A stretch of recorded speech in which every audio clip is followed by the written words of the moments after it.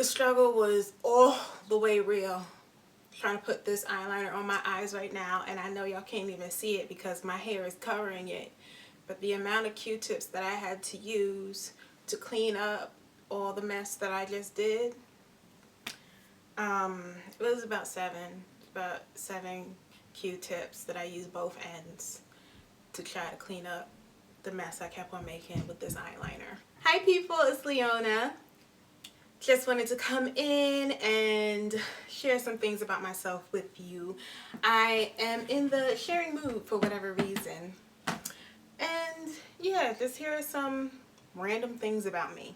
My absolute favorite show of all time is The Office. I don't hear many people talking about The Office. I mean, I know it hasn't been on the air for a few years, but I have been getting all my life watching all the seasons on Netflix. I've watched all the seasons like 3 times now already because of Netflix, and I just can't get enough of that show. That show is hysterical. And if you like The Office, please share your love with me by commenting below and letting me know, because I don't ever hear anybody talking about The Office. You know, I hear people talking about, you know, the reality shows, and I'm not into reality shows because the ratchetness is just really ridiculous to me, and I can't deal with the ratchetness. I can't watch people acting a fool just for some ratings, you know.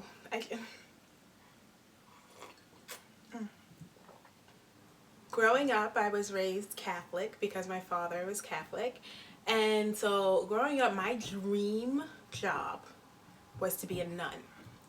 And it's all because I'll never forget the first year me and my sisters were put into Catholic school, and we were greeted by the principal of the school, which was a nun. It was Sister Maria, and she came up to every kid and asked how we were doing, if we were having a good day. And I just thought that she was such like the nicest person in the world, and I thought that she was that nice because she was a nun. And I was like, you know what, I want to be a nun. I want to be nice like that when I grow up. And so my first like thing I ever wanted to become in life was a nun. I'm nowhere near a nun, just none, zero, nothing. My first crush was Prince Eric on The Little Mermaid.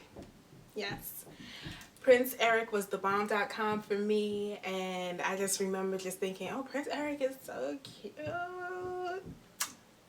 Oh, he's so cute.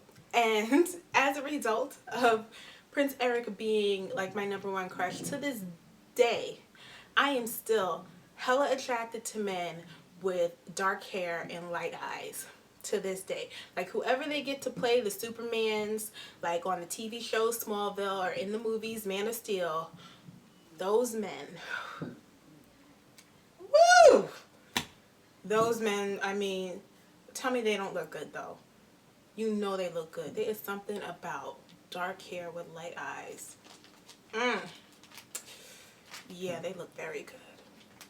A lot of my crushes these days are fictional characters. You know, I'm not gonna lie. I really don't have crushes on men in my real life because there are no men in my real life. So my fictional crushes are Mr. Darcy from Bridget Jones's Diary, Tim from About Time, Jim Halpert from The Office. He's like my #1 crush right now. I love Jim Halpert. I hate shopping for jeans. Now I know a lot of people come out and talk about how much they hate shopping for jeans and everything like that. I feel like the reasons why they hate it are not valid. Mine are.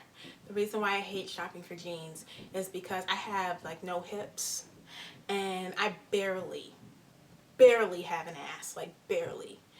And you imagine just trying to find a pair of pants, or jeans. It's just terrible for people with no hips. It's absolutely terrible. I am 30 years old, and I'm just now finding like one pair that looks semi-decent on me. And so I have 2 of the same pair, same color. And yes, I am going to go out and get a 3rd pair of the same pants, same color.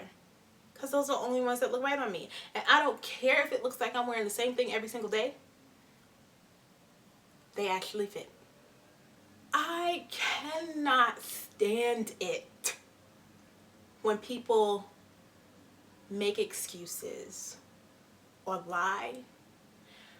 It is one of my biggest pet peeves, if it's not the biggest pet peeve of mine. I purchase necklaces, but I do not wear them. My personality type is ISTJ, which stands for this, whatever I'm going to put up on the screen somewhere because I forget what all the letters mean. My strengths and weaknesses of being this personality type is: my strengths are honest and direct, strong-willed and dutiful, very responsible, calm and practical, create and enforce order, and I'm a jack of all trades. I agree with all those. Yes, I am. My weaknesses are: I'm stubborn, yes, insensitive at times, always by the book. Yes, I'm a rule follower.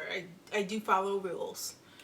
Judgmental, and often unreasonably blame myself for things that go wrong, which I do. I do blame myself for things that go wrong. I have no problem taking my part or taking responsibility for something that goes wrong. I will be the first person to say, you know what, I messed up, this is what I did, this contributed to why something went wrong. I have no problem saying that or seeing my responsibility in things that could go wrong. So that's it. I hope you learned more about me. It's really hard trying to think of things to tell people, especially since, you know, I don't find myself that interesting, and to think of things that others would consider interesting is just like, the complication there is just too much.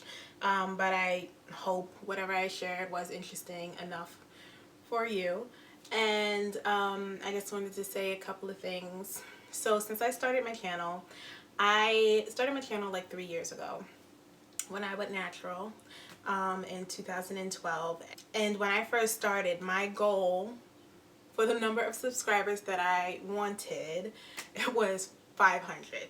Now, I never thought that, you know, YouTube was going to be a career for me because it's just not secure enough for me, and you know, that whole healthcare thing, I need that in my life. So I always knew that YouTube wasn't going to be like, I'm going to get millions of subscribers one day, or you know, hundreds of thousands. Like, that was never my goal. My goal was always to get 500 subscribers. Now, I thought that I would get 500 subscribers in a year. That did not happen at all.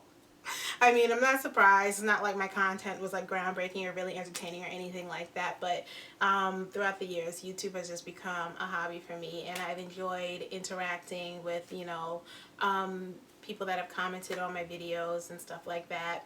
So in January, I actually hit 500 subscribers, and whole 3 years later. And I didn't realize how much that was going to affect me. Like, I was like, oh my god, I did it. I hit the 500 subscribers. I thought I was going to hit a year after this, but lo and behold, 3 years later, I finally get it.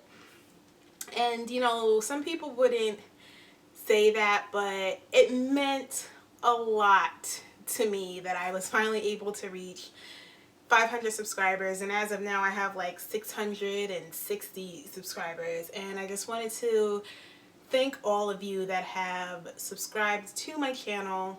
I know I don't, you know, put out many videos or anything like that, but I do appreciate that you have taken the time to watch some or most of my videos and subscribing to this channel. So I just wanted to thank you so much for everything, and I will see you in the next video. Bye.